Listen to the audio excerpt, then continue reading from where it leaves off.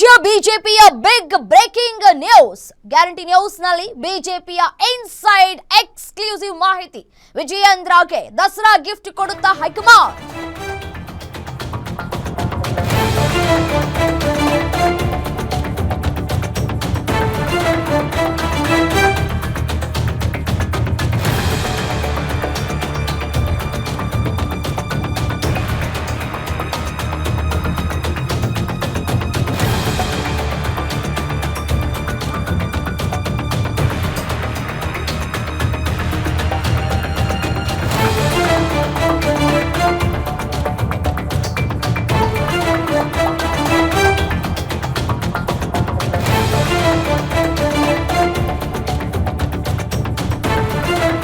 ರಾಜ್ಯ ಬಿಜೆಪಿಯ big breaking ಸುದ್ದಿ ಗ್ಯಾರಂಟಿ ನ್ಯೂಸ್ ನಲ್ಲಿ ಬಿಜೆಪಿಯ ಇನ್ಸೈಡ್ ಎಕ್ಸ್ಕ್ಲೂಸಿವ್ ಮಾಹಿತಿ. ವಿಜಯೇಂದ್ರಗೆ ದಸರಾ ಗಿಫ್ಟ್ ಕೊಡುತ್ತಾ ಹೈಕಮಾಂಡ್. ಬಿಜೆಪಿ ರಾಜ್ಯಾಧ್ಯಕ್ಷ ಸ್ಥಾನಕ್ಕೆ ವಿಜಯೇಂದ್ರರೇ ಫೈನಲ್. ಬಿಜೆಪಿ ಚಿಂತನಾ ಸಭೆ ಬಳಿಕ ಎಲ್ಲ ಗೊಂದಲಗಳು ಕ್ಲಿಯರ್. ವಿಜಯೇಂದ್ರನ ಕೆಲಸಕ್ಕೆ ಬೇಷ್ ಅಂತ ಹೇಳಿದ್ರು ಬಿಎಲ್ ಸಂತೋಷ್. ರೆಬೆಲ್ಸ್ ತಟಸ್ಥರ ವಿರೋಧಕ್ಕೆ ಸೊಪ್ಪನ್ನ ಕೂಡ ಹಾಕಿಲ್ಲ ಹೈಕಮಾಂಡ್ನ ನಾಯಕರು. ಯಾವುದೇ ಕ್ಷಣದಲ್ಲೂ ಕೂಡ ಬೇಕಾದರೂ ವಿಜಯೇಂದ್ರ ಅವರ ಹೆಸರು ಘೋಷಿಸುವಂತಹ ಸಾಧ್ಯತೆಗಳು ಕೂಡ ಇದೆ. ಇದೇ ವಿಚಾರಕ್ಕೆ ಸಂಬಂಧಪಟ್ಟಂತೆ ಮತ್ತಷ್ಟು ಡೀಟೇಲ್ಸ್ ಕೊಡ್ತಾ ಹೋಗ್ತಾರೆ political bureau head Maruti Pavagada ನೇರ ಸಂಪರ್ಕದಲ್ಲಿ ಜಾಯಿನ್ ಆಗಿದ್ದಾರೆ. ಮಾರುತಿ ಪಾವಗಡ, ಇಲ್ಲಿಯವರೆಗೂ ಇದ್ದಂತಹ ಯಕ್ಷ ಪ್ರಶ್ನೆ ಏನಪ್ಪಾ ಅಂತಂದ್ರೆ ಬಿಜೆಪಿ ರಾಜ್ಯಾಧ್ಯಕ್ಷ ಸ್ಥಾನಕ್ಕೆ ಯಾರು ಫೈನಲ್ ಅಂತ ಹೇಳಿ, ಬಟ್ ಬಹುತೇಕ ವಿಜಯೇಂದ್ರ ಅವರ ಹೆಸರೇ ಫೈನಲ್ ಆಗುವಂತಹ ಸಾಧ್ಯತೆಗಳು ಕೂಡ ಇದೆ. ಎಲ್ಲಾ ಗೊಂದಲಗಳಿಗೂ ಈ ಮೂಲಕ ತೆರೆ ಎಳೆಯುವಂತಹ ಕೆಲಸಗಳಾಗತ್ತಾ ಅನ್ನುವಂತಹ ಪ್ರಶ್ನೆ.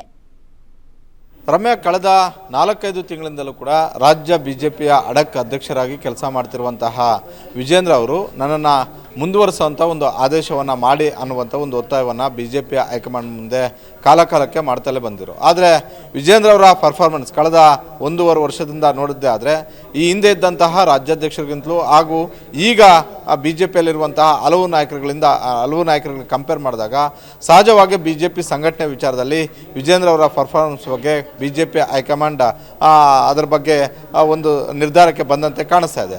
ಮೊನ್ನೆ ನಡೆದಂತಹ ಚಿಂತನ ಮಂಥನ ಸಭೆಯಲ್ಲಿ ರಾಜನಕುಂಟೆ ಬಳಿ ನಡೆದಂಥ 2 ದಿನಗಳ ಕಾರ್ಯಾಗಾರದಲ್ಲಿ ಈ ಬಗ್ಗೆ ಸುದೀರ್ಘವಾಗಿ ಚರ್ಚೆ ಆಗಿದೆ.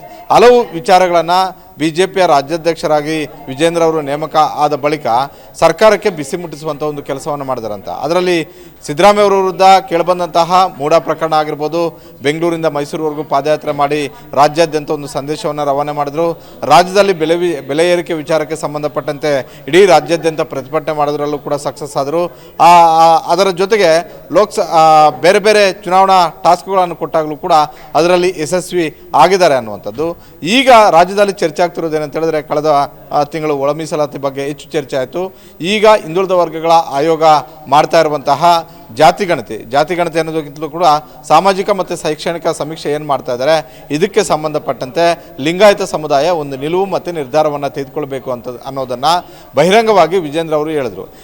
ಹಲವು ಮಠಾಧೀಶರು ಹಿಂದೇಟಾಕಿದಾಗ ಸಮುದಾಯ ಮುಂದಿನ ದಿನಗಳಲ್ಲಿ ಸಮುದಾಯಕ್ಕೆ ರಾಜಕೀಯವಾಗಿ ಬೇರೆ ಬೇರೆ ಕಾರಣಗಳಿಂದ ಲಾಭ ಸಿಗಬೇಕು ಅನ್ನೋದಾದರೆ ಧರ್ಮದ ಕಾಲಮಲ್ಲಿ ನಾವು ಹಿಂದೂ ಅಂತ ಬರೆಸಬೇಕು ಅನ್ನುವಂಥ ಒಂದು ಸಂದೇಶವನ್ನು ಯಡಿಯೂರಪ್ಪ ಮತ್ತು ವಿಜೇಂದ್ರ ಅವರು ಬೆಂಗಳೂರಲ್ಲಿ ಇದ್ದುಕೊಂಡೇ ಕೊಟ್ಟರು. ಅದರ ಜೊತೆಗೆ ಹುಬ್ಬಳ್ಳಿಯಲ್ಲಿ ನಡೆದಂಥ ಒಂದು ಸಮಾವೇಶದಲ್ಲೂ ಕೂಡ ಒಂದಷ್ಟು ಸ್ವಾಮೀಜಿಗಳ ಮನವರಿಕೆ ಮಾಡಿಕೊಟ್ಟಿದ್ದು, ಒಂದಷ್ಟು ಮಠಾಧೀಶರಿಗೆ ಮನವರಿಕೆ ಮಾಡಿಕೊಟ್ಟಿದ್ದು, ಬಿಜೆಪಿ ನಾಯಕರಿಗೆ ಮನವರಿಕೆ ಮಾಡಿಕೊಟ್ಟಿದ್ದು, ಸಮುದಾಯಕ್ಕೆ ಆಗಿಂದಾಗ್ಗೆ ನಮ್ಮ ನಿಲುವೇನು ಅನ್ನುವಂಥ ಒಂದು ಸಂದೇಶವನ್ನು ರವಾನೆ ಮಾಡಿದ್ದು.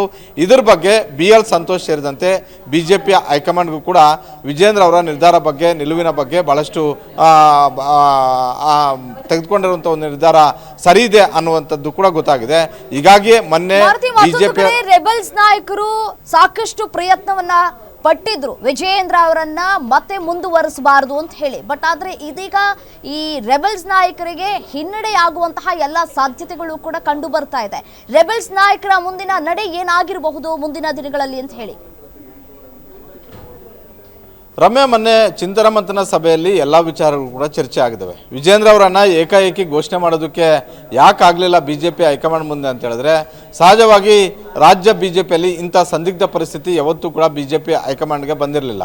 ಘಟಾನುಘಟಿ ನಾಯಕರಾದಂತಹ ಯಡಿಯೂರಪ್ಪ ಮತ್ತು ಅನಂತಕುಮಾರ್ ಅವರಲ್ಲಿ ಹಲವು ವಿಚಾರಗಳಲ್ಲಿ ಗೊಂದಲಗಳು, ಭಿನ್ನಾಭಿಪ್ರಾಯಗಳು ಇದ್ದರೂ ಕೂಡ ಸಂಘಟನೆ ಅಂತ ಬಂದಾಗ ಇಬ್ಬರು ಕೂಡ ಒಂದಾಗಿ ಹೋಗ್ತಾ ಇದ್ರು. ಆದರೆ ಈಗಿರುವಂತಹ ರಾಜ್ಯ ಬಿಜೆಪಿಯಲ್ಲಿ ಆ ವಾತಾವರಣ ಕಾಣಿಸ್ತಾ ಇಲ್ಲ. ವಿಜೇಂದ್ರ ಅವರೇ ರಾಜ್ಯಾಧ್ಯಕ್ಷರಾಗಿ ಮುಂದುವರಿಬೇಕು ಅನ್ನುವಂಥ ಒಂದು ಒತ್ತಾಯ ಒಂದು ಬಣದಿಂದ ಇದ್ದರೆ, ಮತ್ತೆರಡು ಬಣಗಳು ವಿಜೇಂದ್ರ ಅವರ ವಿರುದ್ಧ ದೆಹಲಿಯ ಮಟ್ಟದಲ್ಲಿ, ರಾಜ್ಯ ಮಟ್ಟದಲ್ಲಿ ಕೆಲಸ ಮಾಡ್ತಲೇ ಇದ್ದಾವೆ. ಅದರಲ್ಲಿ ಪ್ರಬಲವಾಗಿ ರೆಬಲ್ಸ್ ಬಹಿರಂಗವಾಗಿ ಹೇಳಿಕೆಯನ್ನು ಕೊಟ್ಟರು. ಹಿಂದೆ ಬಿಜೆಪಿಯಲ್ಲಿದ್ದಂತಹ ಯತ್ನಾಳ್ ಆಗಿರ್ಬೋದು, ಹಲವು ನಾಯಕರುಗಳು ವಿಜೇಂದ್ರ ಅವರೇ ಯಾಕಾಗಬೇಕು, ವಿಜೇಂದ್ರ ಅವರು ಆಗಿದ್ದೆ ಆದರೆ ನಾವ್ಯಾಕೆ ಕೆಲಸ ಮಾಡಬೇಕು ಅನ್ನುವಂಥದ್ದನ್ನು ನಾವು ಒಪ್ಪೋದಿಲ್ಲ ಅನ್ನುವಂಥದ್ದನ್ನು ಅಮಿತ್ ಶಾ ಅವರನ್ನು ಭೇಟಿ ಮಾಡಿ, ನಡ್ಡಾ ಅವರನ್ನು ಭೇಟಿ ಮಾಡಿ ಮನವಿಯನ್ನು ಕೊಟ್ಟರು. ಇದರ ಜೊತೆಗೆ ರೆಬಲ್ಸ್ ಜೊತೆಗೆ ತಟಸ್ಥರು ಕೂಡ, ಅಂದರೆ ಸೋಮಣ್ಣ ಆಗಿರ್ಬೋದು, ಹಲವು ನಾಯಕರುಗಳು, ಆರ್ ಅಶೋಕ್ ಸೇರಿದಂತೆ ಹಲವು ನಾಯಕರುಗಳು ವಿಜೇಂದ್ರ ಅವರನ್ನು ಮುಂದುವರಿಸಬೇಕಾ ಅನ್ನುವಂಥ ಒಂದು ಪ್ರಶ್ನೆಗಳನ್ನು ಕೂಡ ಇಟ್ಟರು.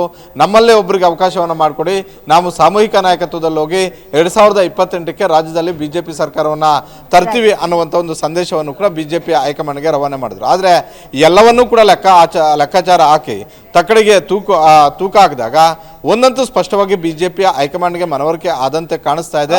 ಯಾಕಂತ ಹೇಳಿದ್ರೆ ರಾಜ್ಯ ಬಿಜೆಪಿಯಲ್ಲಿ ಸಂಘಟನೆ ಮಾಡುವ ವಿಚಾರದಲ್ಲಿ ವಿಜೇಂದ್ರ ಅವರನ್ನ ಯಾರು ಕೂಡ ಪೈಪೋಟಿಗೆ ಇಳಿಯೋದಕ್ಕೆ ಆಗೋದಿಲ್ಲ ಅಂತ. ಹೀಗಾಗಿ ಬಹುತೇಕ ಯಾವುದೇ ಕ್ಷಣದಲ್ಲಿ ದಸರಾ ಹಬ್ಬಕ್ಕೆ ದೊಡ್ಡ ಉಡುಗೊರೆಯಾಗಿ ವಿಜೇಂದ್ರ ಅವರಿಗೆ ಅವಕಾಶ ಸಿಕ್ಕಿದ್ರು ಕೂಡ ಆಶ್ಚರ್ಯ ಇಲ್ಲ ಅನ್ನುವಂಥ ಒಂದು ಚರ್ಚೆಗಳು ದೆಹಲಿಯ ಮಟ್ಟದಲ್ಲಿ ನಡೀತಾ ಇದ್ದಾವೆ. ಮಾಹಿತಿಗಾಗಿ ಮಾರುತಿ.